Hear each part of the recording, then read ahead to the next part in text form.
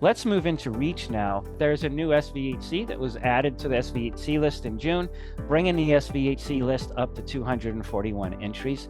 Now, the SVHC list is really the candidate list for authorization. So these are all the substances that might be added to the Annex 14 list later. The substance that was added is a dimethylbenzoyl peroxide compound. The CAS number is 80433.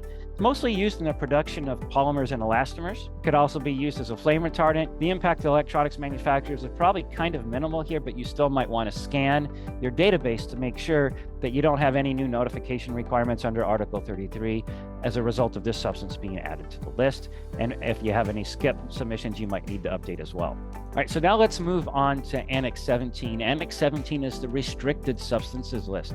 Annex 17 contains specific entries. Each one of those entries has a specific substance or substance group listed and tells how or why that particular substance is prohibited or restricted within the European Union.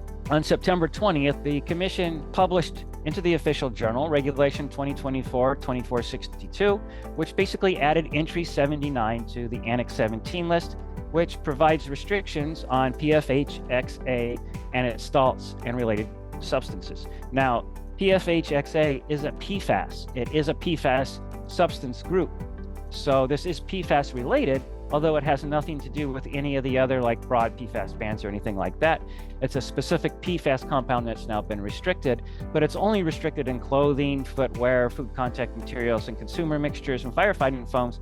So most electronic devices would not be in scope for this, especially considering that any medical devices that are wearable would be specifically exempted from this requirement. Another thing I want you to be aware of is there's an ongoing effort to add hexavalent chromium to Annex 17. Right now, it's really listed in Annex 14. Annex 14 is the authorization list, meaning if you want to use the raw substances in the EU, you have to get authorization to do so. It does not apply, anything on Annex 14 doesn't apply to any materials that are present in the imported articles. It only applies to the use of raw substances in the EU. So if you want to do any chrome plating in the EU, you have to get authorization to do so. That has created a heavy workload of authorization requests. And so the Commission back in September 2023 gave a mandate to the European Chemicals Agency to look at creating restrictions, entries into Annex 17 so that they could have that instead of constantly having to go through these authorization requests.